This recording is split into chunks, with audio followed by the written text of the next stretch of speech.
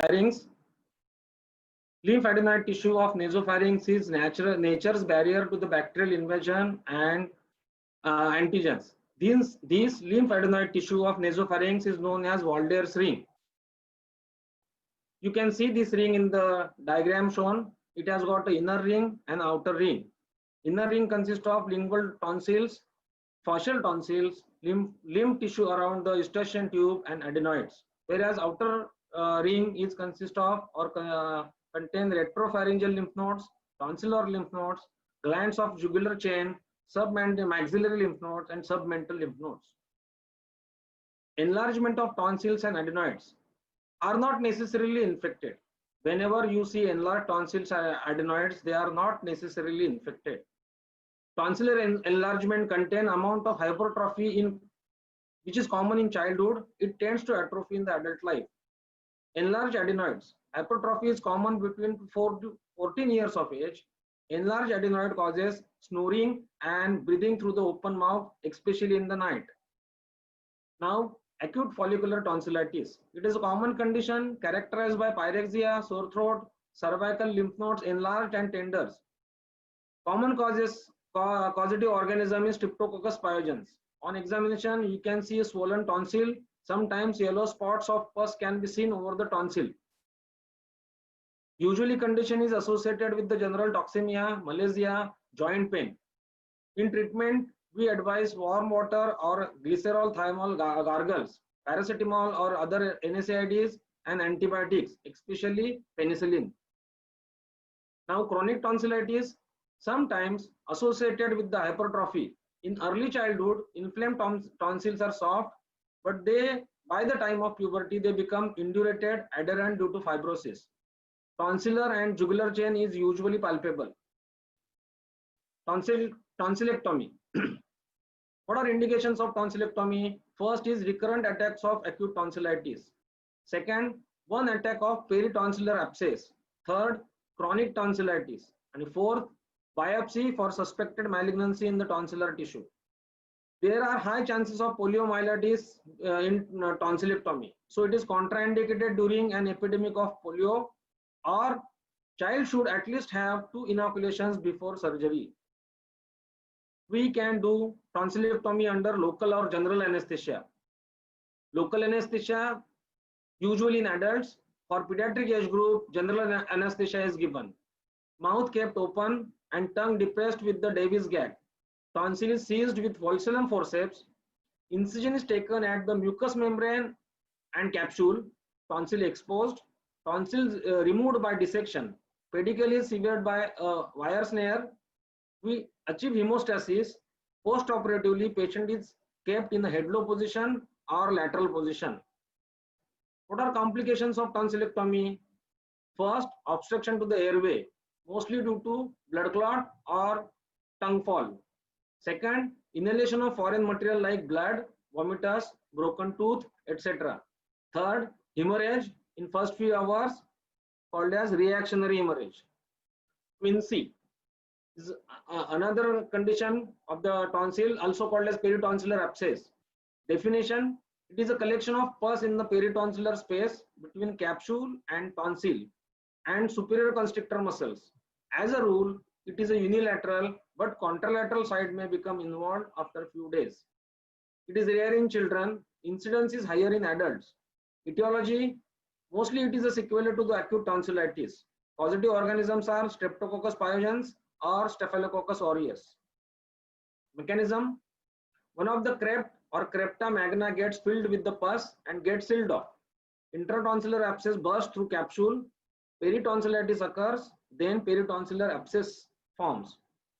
Clinical features are extreme pain in the tonsillar region, usually radiating to the ear and the neck. Patient have difficulty in swallowing. Even sometimes he faces difficulty or altered speech. Limited opening of the mouth makes examination difficult. On examination, swelling of the soft palate near superior border of affected tonsil is seen. Swelling displaces edematous uvula to the opposite side. Treatment: in early stages, it is treated same as acute tonsillitis. When suppuration occurs, means when pus formation occurs, evacuation of pus is necessary. It is done under surface anesthesia in adults in sitting position, whereas in under general anesthesia in children, incision is made midway between base of uvula and third molar teeth. Dissecting forceps pushed firmly directed backwards. As soon as pus is encountered, forceps open widely and withdrawn to drain all the pus. Now we are going to see tumors of the pharynx. Clinico-anatomically, pharynx is divided into three parts: nasopharynx, oropharynx, and laryngopharynx. So malignant tumors of pharynx are divided into same three groups. Malignant tumors of nasopharynx, common in China, Japan, and Malaysia. Causes are use of kerosene lamp or wood smoke. Majority cases are carcinoma. About 15% are lymphoma, about 10% lymphoepithelioma. 50% of tumors arises from lateral wall, means fossa of Rosenmuller. 25% arises from roof, whereas 25% arises from posterior wall. Clinical features depends upon whether growth is obstructive or infiltrating. Patient may have nasal symptoms or oral symptoms. Nasal symptoms like slight intermittent epistaxis, nasal speech, feeling of obstruction in the airway, post-nasal discharge. Whereas oral symptoms are unilateral deafness without pain due to blockage of pharyngeal orifice of eustachian tube. Enlarged cervical lymph nodes. By the time diagnosis is established, 70% of the patients of nasopharyngeal malignancy have enlarged cervical nodes. Upper jugular chain is mainly involved. Cervical nodes are firm rather than hard. Fourth is cranial nerve involvement. Pain in the trigeminal nerve distribution. Destruction of the bone on the skull X-ray can be seen. Sometimes it is characterized by clinical triocolous trottal striate. It consists of conductive deafness, elevation and immobility of homolateral soft palate, pain in the side of head, usually due to involvement of fifth cranial nerve. For diagnosis, we have to go for a biopsy. Treatment: supravoltage external radiation to the primary tumor and cervical lymph nodes. Lymphoma, undifferentiated carcinoma, and lymphoepithelioma are radiosensitive. Another modality of treatment is radiation to the primary and block dissection of neck for involved lymph nodes. Malignant tumors of oropharynx. Commonest type is squamous cell carcinoma, seen as ulcerating growth in the back of the mouth. Clinical features: initially vague discomfort in the throat, dysphagia, blood stains sputum. Later on, deep cervical nodes becomes enlarged. For diagnosis, we do CT scan and biopsy. Treatment: for early tumors, partial pharyngectomy and local repair. For small tumors, we can go for radiotherapy. Recurrent tumors after radiotherapy, we don't have any choice but go for surgery. In advanced cases, we do total laryngectomy. Now, malignant tumors of laryngopharynx. They are subdivided into four groups: epilaryngeal, sinus pyriformis, lateral wall, and postcricoid. Epilaryngeal are about 20%, nearly always in male between 50 to 60 years of age. Lesion is situated now in eri-epiglottic fold and extend to the epiglottis. Lesion is either ulcerative or papillary. Clinical features are muffled voice, increasing dysphagia. Later, attacks of dyspnea with blood stains sputum are seen. Diagnosis by indirect laryngoscopy. Second variety in this is sinus pyriformis, about 40%, mainly in males at the age of 50. Clinical features: often first symptom is enlarged lymph node at angle of the jaw, difficulty in swallowing saliva, pain when superior laryngeal nerve is involved, pain is referred to the ear. Diagnosis we do by direct laryngoscopy. Third variety is lateral wall, about 20% in patients, common in males. Growth is often papillary. Diagnosis usually done by X-ray of the neck with air inflation of the pharynx. Postcricoid is fourth variety, contributes to the 28%. Occurs on anterior wall of hypopharynx at the level of cricoid cartilage. Patient is mostly always female over age of 40. Diagnosis can be done by barium swallow, direct laryngoscopy or biopsy. Treatment, surgery is the treatment of choice. Laryngopharyngectomy combined with block dissection of neck and establishment of permanent tracheostomy and plastic reconstruction of the pharynx. Second modality of treatment is radiation. External radiation is advised for patient considered unsuitable for surgery, either because of poor health or adjustment in life without larynx is not possible. Third modality of treatment is chemotherapy, but cytotoxic drugs or chemotherapy have a very limited role in this type of malignancy. Now we are going to see larynx. First in this topic is foreign body in the larynx. It is common in children than adults, may cause cardiac arrest and death. Treatment is dislodgement by hooking it out with finger, or inverting child up or down and slapping on the back. Third, immediate tracheostomy patient having obstructive symptoms. Fourth, X-ray and direct laryngoscopy in less urgent cases. Tracheostomy. It is a making an opening in anterior wall of trachea and converting it into stoma on the skin surface. Indications. First indication is to relieve obstruction of upper air passage, which can be due to impacted foreign body, acute infection like acute tracheobronchitis in children, acute epiglottitis and laryngeal diphtheria, or edema of the glottis, or bilateral abductor paralysis of vocal cord usually follows injury to the recurrent laryngeal nerve during thyroid surgery.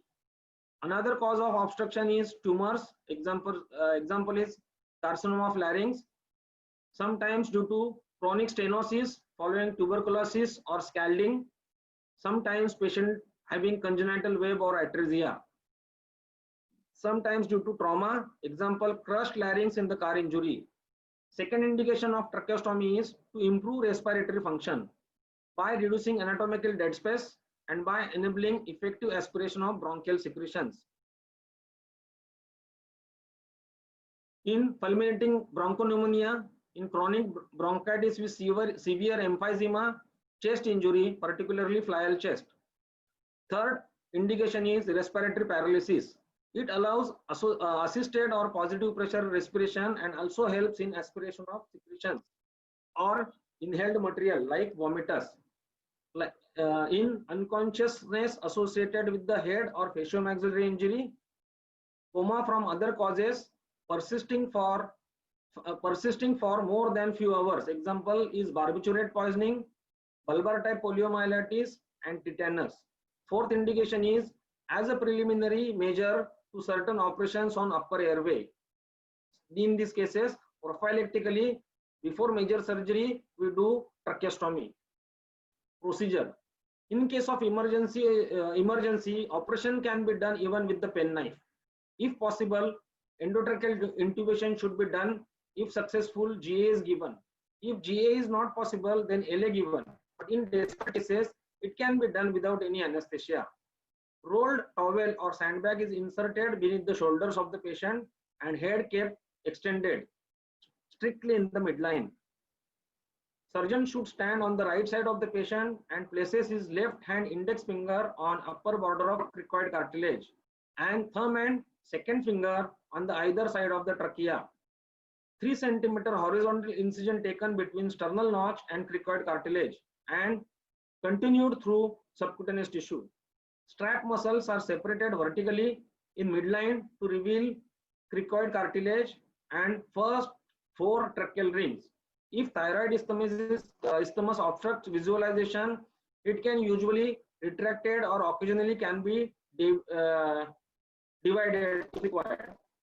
Trachea can be incised in various ways, but always first tracheal ring must be avoided. Vertical incision on second, third and fourth tracheal rings are taken. Tracheal dilator inserted and removed. Now tracheostomy tube is inserted and secured by tapes. passing through the flanks and we tie it behind the neck of the patient.